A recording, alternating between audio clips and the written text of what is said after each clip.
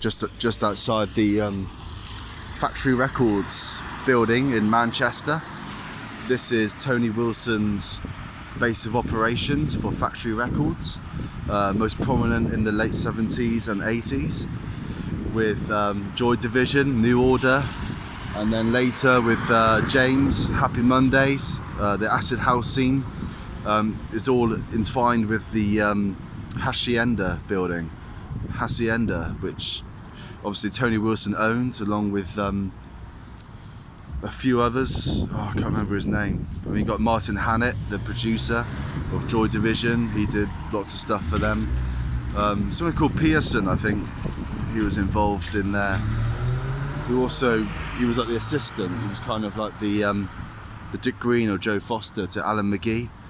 Of course, Alan McGee spent many nights at the Hacienda. That's where he first sort of got into the E's.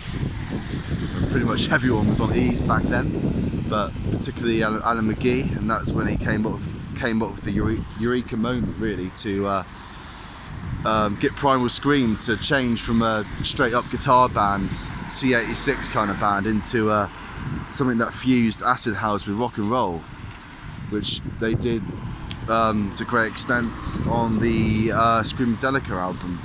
Now if I get closer to the building, there's really not much left, really. I mean, I'm not sure how it was back then, but it couldn't have been anything like this. It must have been a bit more vibrant. It's not even a logo. I mean, you got like FAC 251 outside, welcome to Factory, but there's no like real logo left or anything. Got a quote here from Tony Wilson: "This is Manchester, we do things differently." So pretty interesting stuff. Nothing much left of what it was. Obviously, it seems like, interestingly enough though, it seems like they're trying to fire it up again. There's a portrait, I guess, of Tony Wilson, but it seems like they're trying to fire it up again, because I see Factory 251 written everywhere, and there's actually a list of events they're putting on. So it just seems to be, I'm not sure if that statistic's correct, but it sounds pretty cool for the city.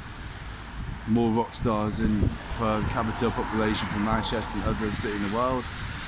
Possibly true, could be. Who have you got? You got Ian Curtis, you got fucking you've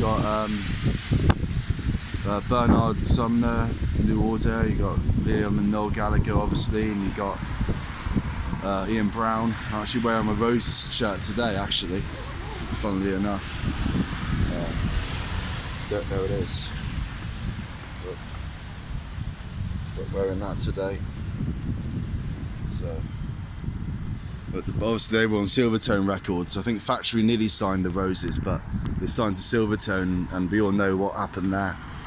It was like a 10-album deal they signed with Silvertone, and basically the owner of Silvertone just like ran off with all the money, like completely. Like Stone Roses got screwed over big time, because they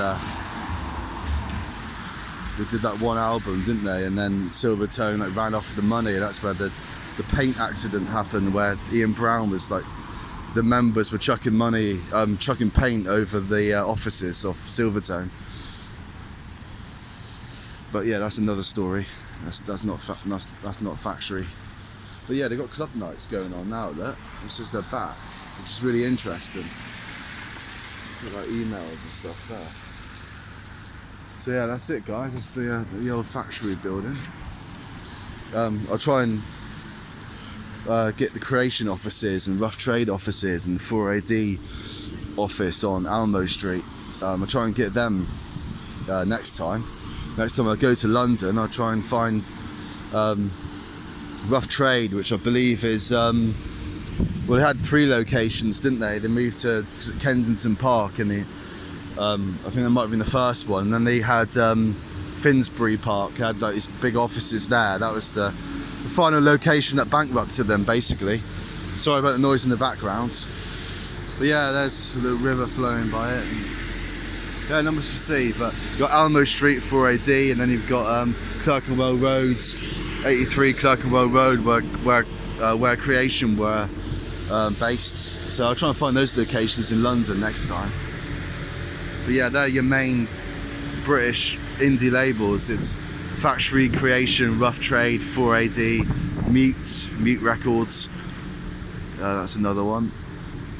And you've got like is it Warp as well. Postcard from Glasgow. So yeah, thanks for joining me on this tour of Manchester's Factory headquarters.